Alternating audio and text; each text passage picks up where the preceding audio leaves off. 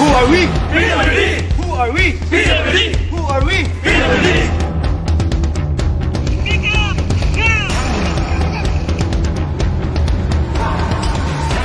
One team! One team! One dream! One family! Sa entron! Mabuhay! Sa entron! Mabuhay! Sa entron! Mabuhay! Malakas! Hey! Galing! Hey! Tapang! Hey! 1, 2, 3! Hey!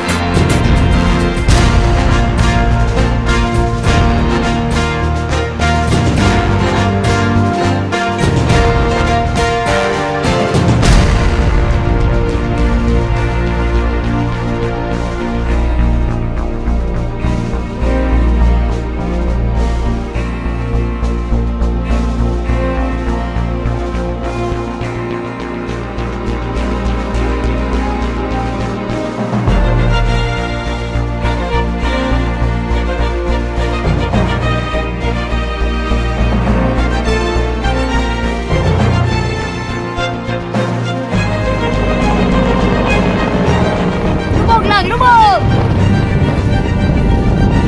Let's go! When something bad happens, you can either let it define you, destroy you, or you can let it strengthen you. In the case of PAD's adaptive Dragonboat racing team, the physical disabilities of some of its members now become the team's source of strength. Champion of the Hong Kong Dragonboat Carnival for 2 consecutive years, the PAD's adaptive Dragonboat team does not sit on its laurels. It continues to aim high. Preparations and rigid practice for the 2019 Hong Kong Dragonboat Carnival began. Hitting the Grand Slam was the ultimate goal. Based sa among preparation, I think mas lisod ni karon kay for the past 2 years nakita naman nila ang pads. So gipaghandaan na nila karon ang pads. So ang among gibuhat sa coaching staff mas gidoble namo ang among effort. Nag twice a day mi na training, nya na gitaas-taas pud ang land training para to anticipate nagiandaman jud mi. Karon ang among ginahuna karon dili mi champion, kami ang mugukod sa champion para kami ang hunger sa championship. Handa-handa na yung team kasi yung training namin nag-adjust kami ng 6 times a week, 2 times a day po.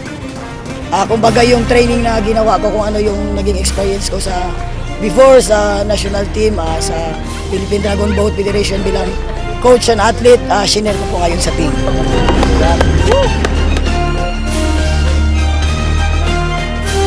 Pakita sa to mga paddlers ang kadasig, especially sa pag-encounter sa mga obstacles during the training and also for fundraising, no?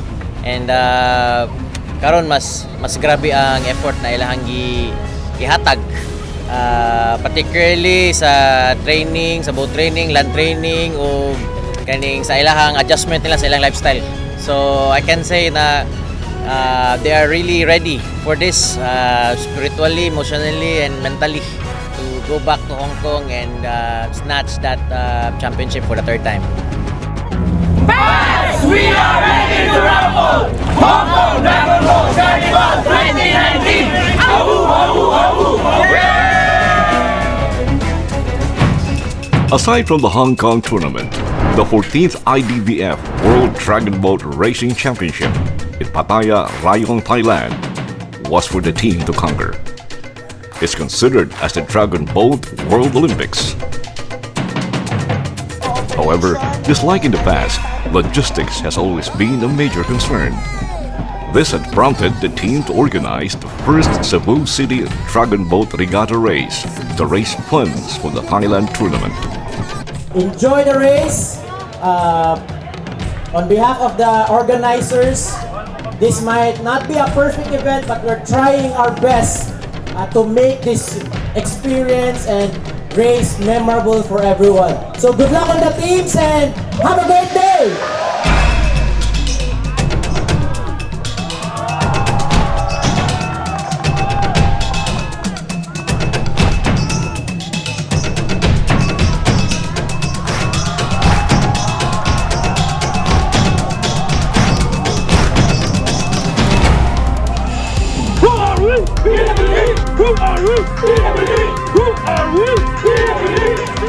With the 2019 Hong Kong Dragonboat Carnival fast approaching, PAD's adaptive Dragonboat racing team continued to shape up.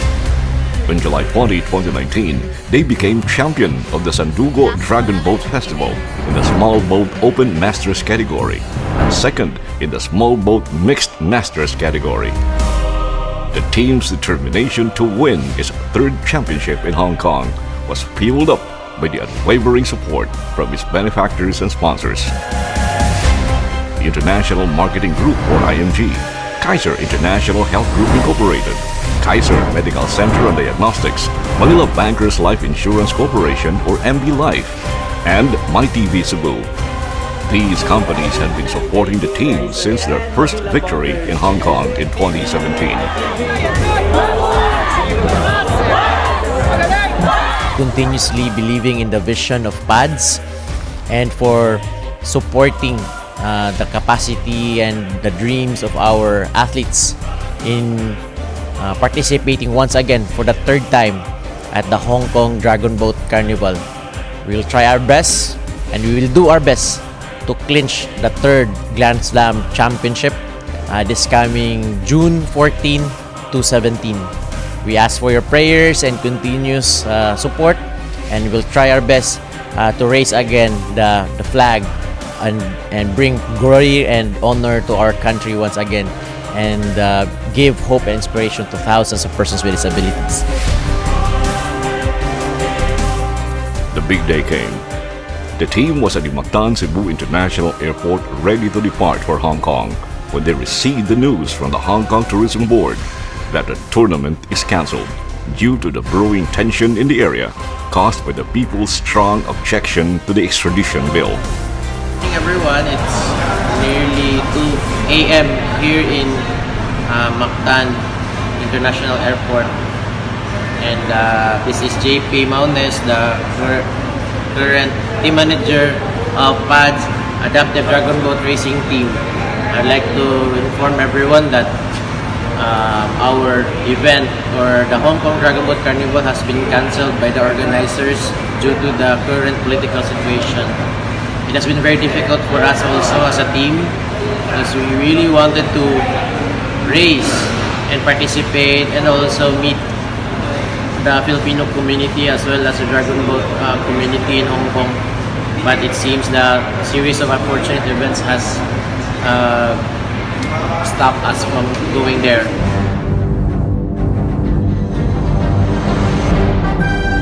The aborted Hong Kong tournament may have slightly affected the paddlers' morale, but there's still a bigger challenge and opportunity ahead. This will now give the team more time to shape up for the 14th IDBF World Dragonboat Racing Championship in Pattaya-Rayung, Thailand, scheduled on August 20 to 25, 2019. The team then signed a memorandum of agreement with the College of Rehabilitative Science of the Southwestern University, represented by Dean Lahindren Adorable.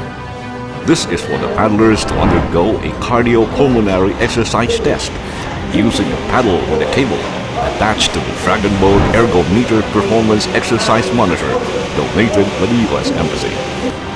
In the Philippines, only the PAD's Adaptive Dragonboat Racing Team has this kind of apparatus. The partnership has started a year ago, and it will continue until such time that they can probably stand on their own. But I think that partnership would still last longer than 5 years. And as part of the partnership, other than providing them this particular procedure, we are also providing them some services, particularly on the conditioning of athletes and in creating some programs in cooperation also with other benefactors of pads.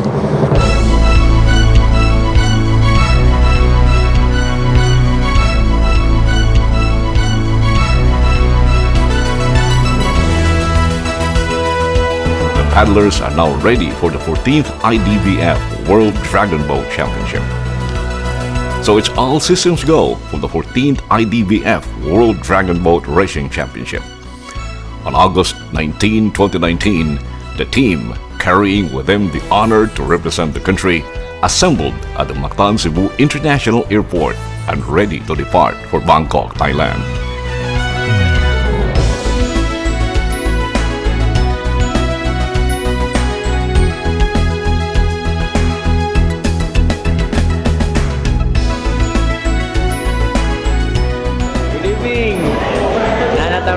Sa Cebu Mactan International Airport on our way to Manila and then connecting flight to Bangkok, Thailand. So this is it, day 0 sa atong journey sa World Championships. See you!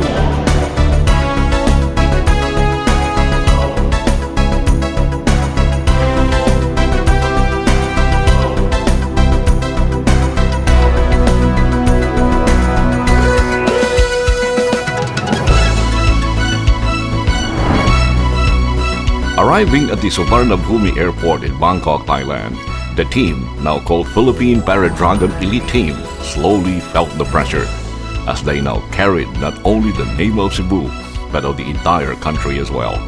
The stakes were high.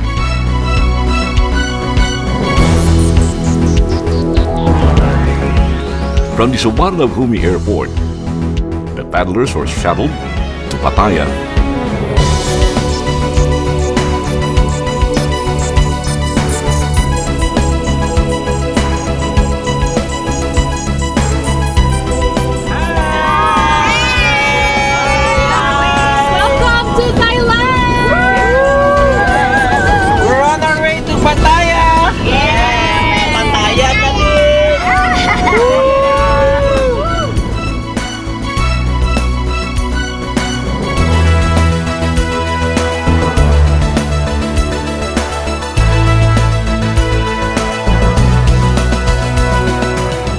And check in at Ben Wadi Resort. It is a 3-hour ride from Bangkok.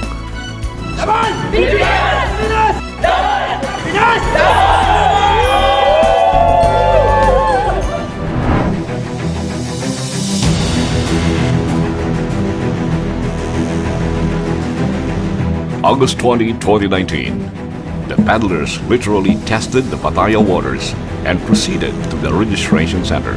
At least nakasuway mi sa ilang race course. So di mi mapaguhan inig race day na. So enjoy na mo pud tanan. Medyo gaang-gaang pud ang water nya di po siya balod. Tanan namong gibati Lord karon ay ubusipon kaayo mi Lord, taga inyo maayo. Lord, lawas Lord para sa race Lord. Thank you sa blessings. All these things Lord we ask and pray in Christ's name. Amen.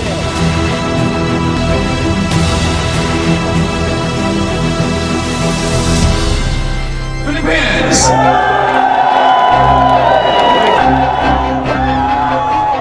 Now, the 14th IDBF World Dragonboat Racing Championship officially opened, with 30 countries and 4,000 paddlers participating.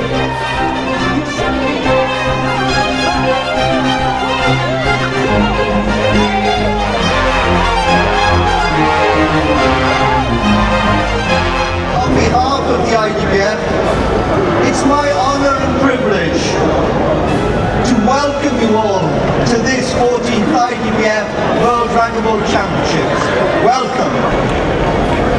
We, the Dragonboat community, we need to thank the Rowing and Canoeing Association of Thailand.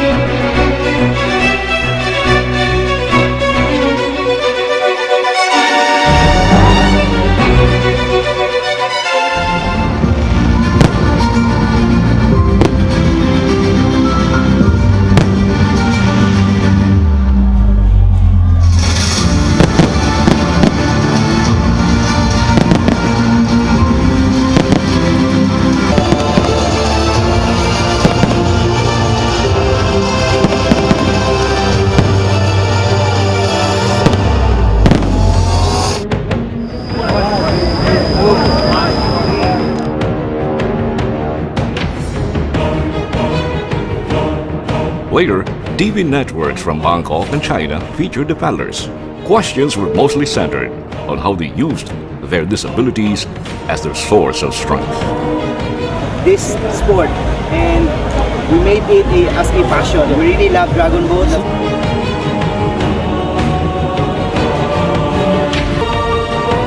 Paddlers from other countries even visited the team. A British paddler, a PWD himself, took time out to visit the team in their tent and gave them a skateboard as a souvenir.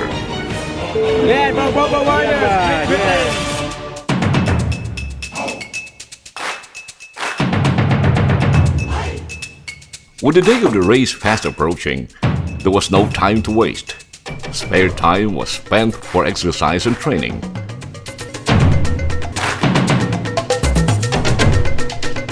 Are you ready?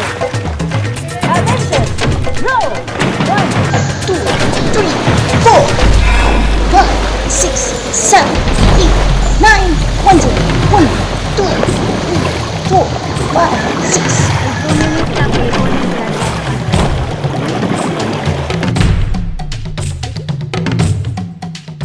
Strict discipline was imposed. Conditioning coach Wilfredo Chu confiscated the paddlers' mobile phones and turned off the TV monitors so the paddlers could get enough sleep. Philippine Paradragon Elite Team Manager Marcia Cristobal gave the paddlers a final briefing a day before the race.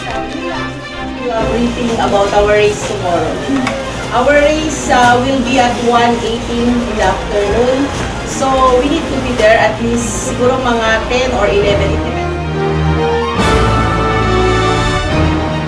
We are hoping that they will give their best to give honor and prestige to our country. This is the first time that we will be joining in the Paradragon division, and at the same time the first time for the International Dragonboat Federation to introduce this kind of category. Thank you, IMG, Kaiser, Manila First, and MyTV for supporting the Philippine Paradragon Elite Team at the 14th IDBF World Championships. Laban Pilipinas! Laban! Ako din!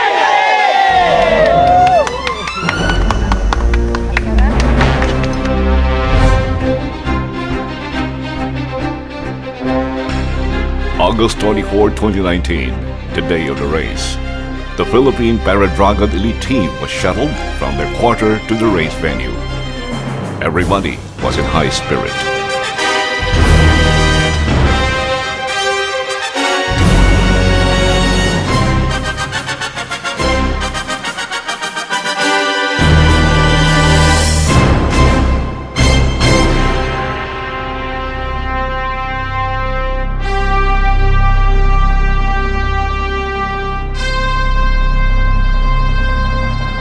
Gusto lang sa team natin, gawin pa rin natin yung very best natin kasi yun yung pinaka-basis na mga country sa susunod na World Championship. Yung time na kukunin sa amin mamaya, yun yung pinaka-i-break. Kumbaga yung record natin ngayon, yun yung pinaka-basihan na lahat para sa Paradragon category.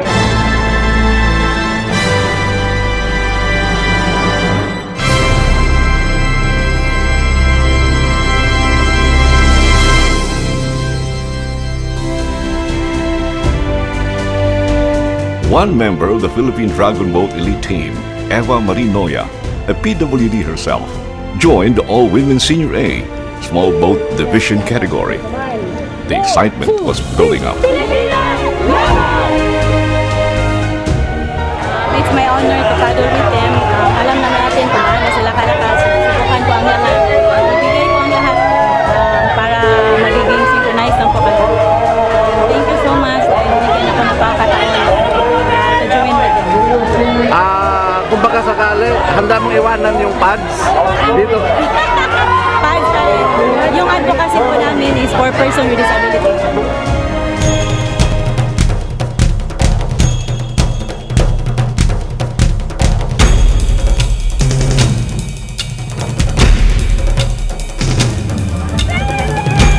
Then the race began. The team went on full throttle.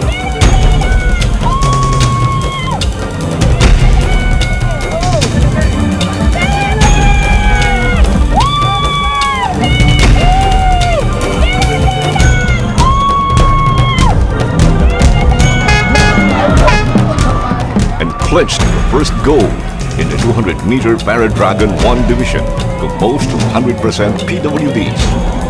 It was a back-to-back victory that they bagged another gold in the Paradragon 2 division, boast of 60% PWDs and 40% able-bodied paddlers.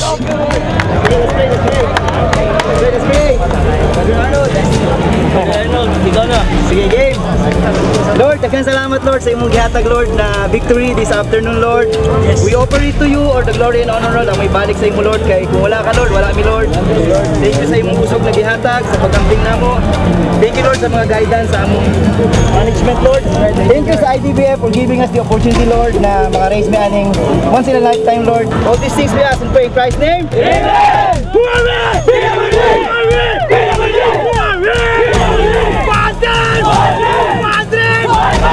Sino malakas? Sino malakas? Sino pinakamalakas?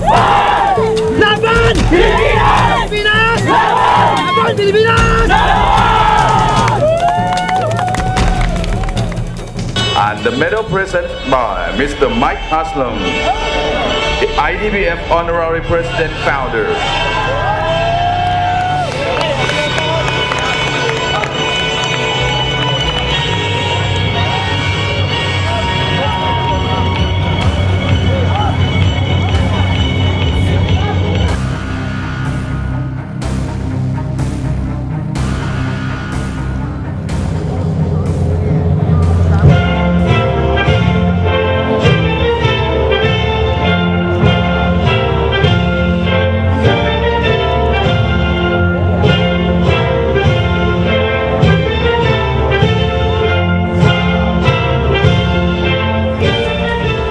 Gold medals in one day. The team's back-to-back victory earned them the respect from competing paddlers, especially the Thailand Dragonboat team. Sa wakas! Number 1 gold! Woo! Record!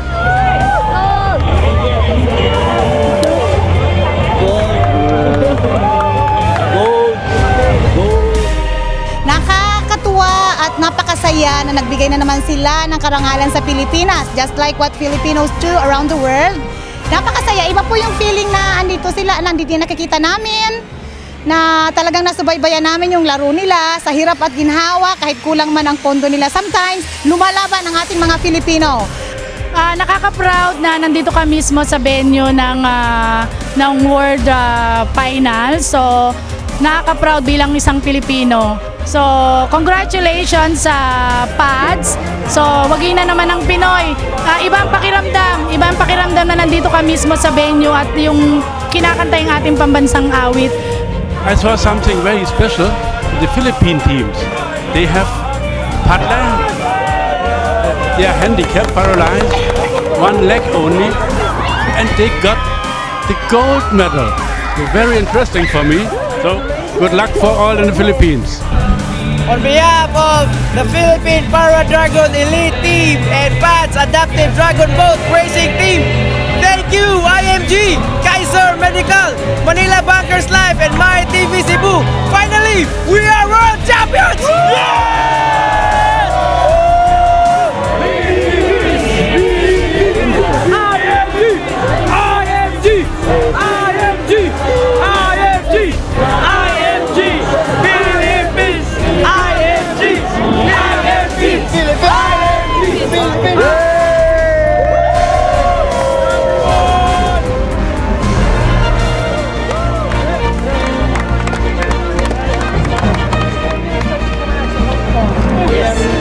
Stormies went and asked around and to see if we could help you, and unfortunately, obviously with the protests, it didn't happen. But we still wanted to give you the money because we know you still.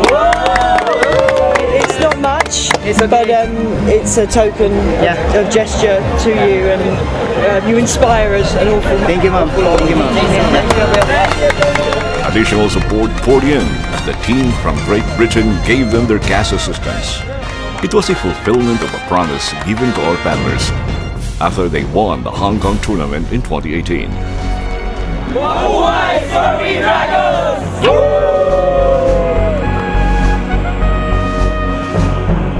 Mike Thomas president of the IDBF International Dragonboat Federation even congratulated the team and thanked the paddlers for joining the first IDBF Paradragon boat division.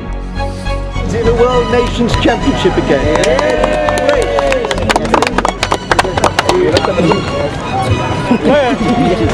And so many of you have come. It is wonderful. Yes.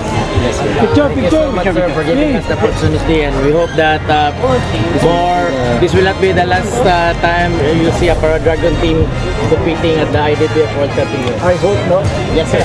Because next time it is Hong Kong. Yes. Host is Hong Kong? Yeah, 2021 is Hong Kong. Wow! 2021 is Hong Kong. Yeah, on behalf of our team, we are presenting you some dried mango. From the Philippines, Cebu. The best mangoes in the world. Ipagsalig sa inyo, 101%. Bahato na ito karon, ang sa pinaka-the best na ito. Para ihatag na ito, sama sa studyante ko siya biggest na itong the best na ito. Para kanang record na ito, mag-stay na siya, magalong sa.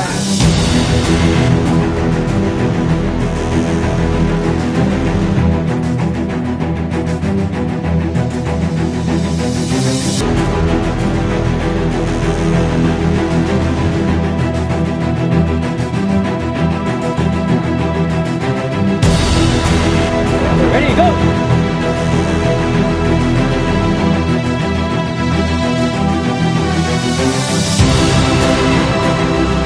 August 25, 2019, second and last day of the competition. This is it! Bakbakan na!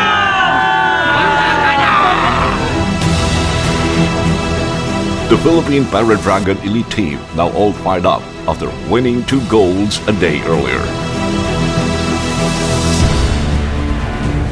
Competed in the 500-meter Paradragon 1 and 2 divisions,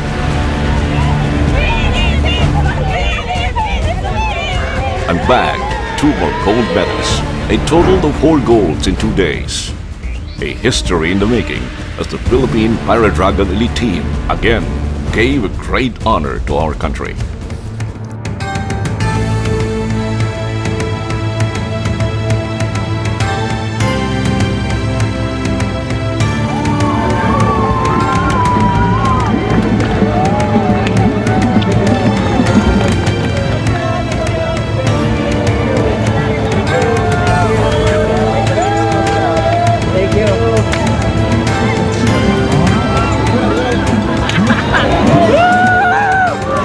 Nice!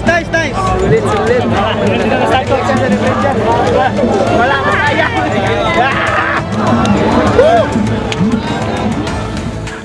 Congratulations sa lahat. Yung lahat ng hirap at sakripisyo natin nagbunga. Again, thank you so much for letting me experience a world-class nga tournament. Thank you so much. Me and Mike and all the teams among Southwestern University FINMA thankful me to serve you, all of you. Okay? And we have still plenty of race coming. We are still at your back to support you, whatever it's cost, whatever it takes. Everything happens for a reason, di ba? Romans 6:23. And we know that all things work together for good to them that love God, to them who are called according to His purpose. Okay? Yes! Okay? So the more na ma-humble ta, the more ta na-exalt sa Ginoo. Yes! Okay, so thank you very much. And party! Karon, did we conquer this sport? Yes! Ha! You made the impossible possible. Not because you believe in yourself. In the first place, you came here because we believe in you. And you responded and challenged, defied the odds, broke the barriers. Sinati inyo tanang kasakit, tanang kahago. It was not an easy ride, but it was a great journey being with you guys here. We don't know what will happen to us when we get back to Cebu. Some may decide not to pursue, some may pursue. But one thing is more sure, We will be back next year for the World Club Crew Championships. Yes. That's in France. We will commit to that. And in Hong Kong, 2021. Mark that year.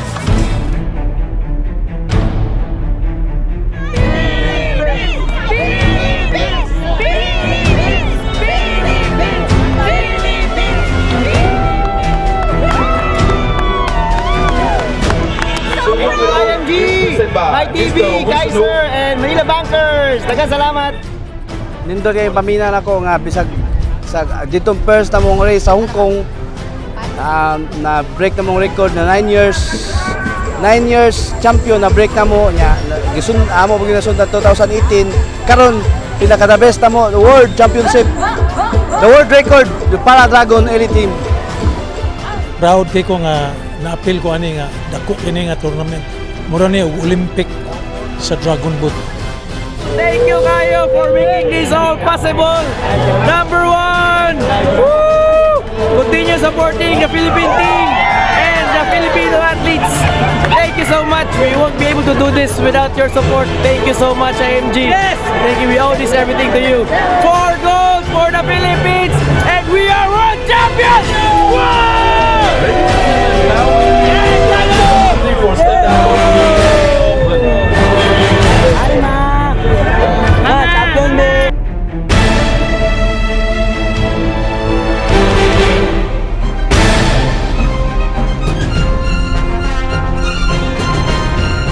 Beaming with pride, our heroes celebrated their resounding victory by touring around the streets of Pattaya before proceeding to the Benwadi Resort.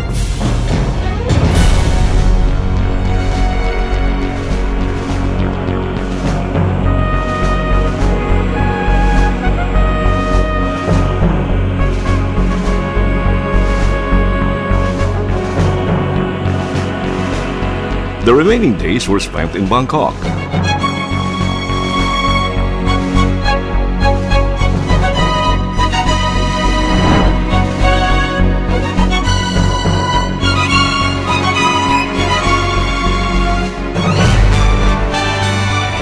We're bringing home 4 gold medals from the 14th IDBF Dragonboat World Championship. So we're the world champion now. Hi, good morning. We are here now in the airport of Bangkok, going back to Manila, then Cebu. We cannot wait to see you, Philippines, and to our Cebuano supporters. See you dito and celebrate.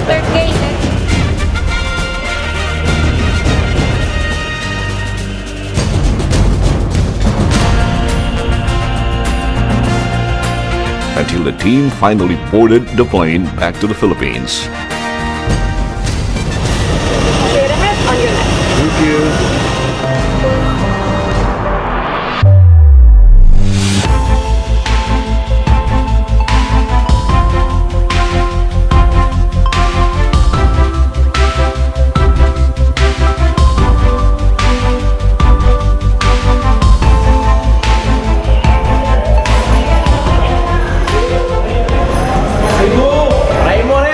World record! World champion! 4 gold!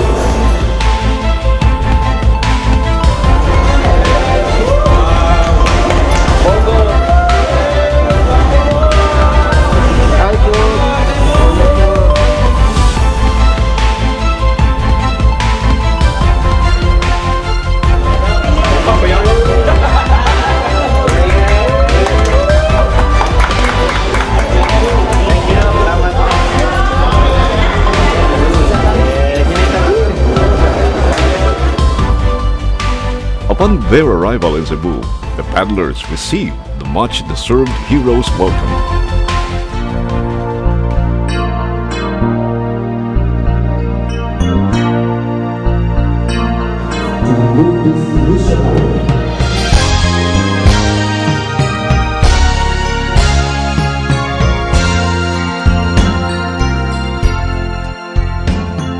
that disability is not a hindrance, but an inspiration, a motivation, a source of strength. I'd like to congratulate all of you for winning 4 gold medals.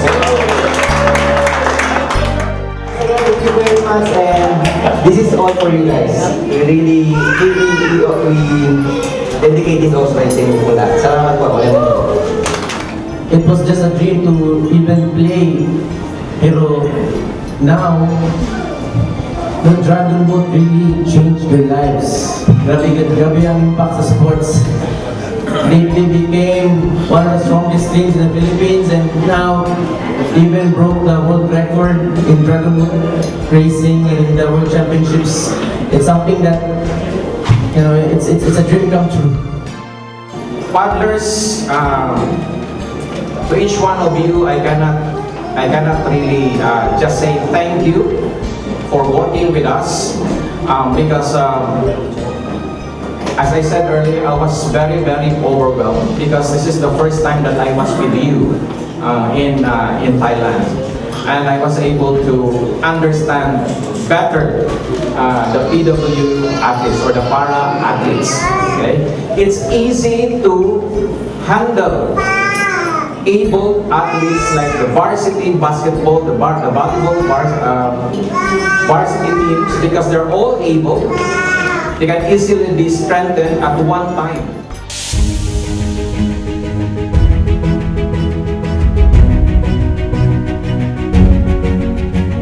The champions then visited MyTV Cebu and paid Mr. Bobby Davila a courtesy call.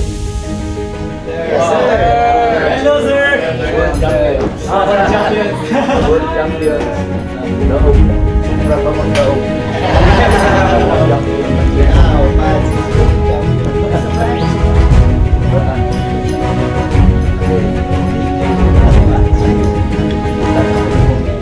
I call myself what happened to last June in Hong Kong as a blessing in disguise. Oh, yes.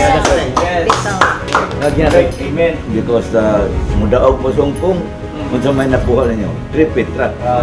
No? Karon, you have that, you got to tripit. World champion. But world champion. Yes. Yo, this victory, sir, to you personally, to my TV and IMG. Kay, you know, who were we before all this? And you were one of those people who truly believe in the team, sir, ba? And dili na may tabo kung wala mo continue believe sa team and continue support sa team. So, nako kayo na mo pasalamat. We are forever grateful. For them to realize that maybe next year, hopefully with the victory and all the accomplishments that you achieve, mas daghan ang wataba. But of course, we'll always be here. Yes.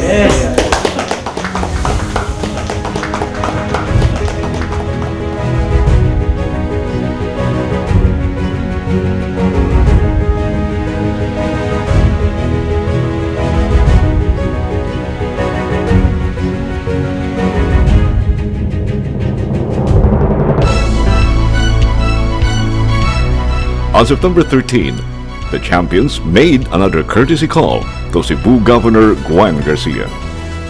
Governor Garcia was beaming with pride as she welcomed our modern-day heroes.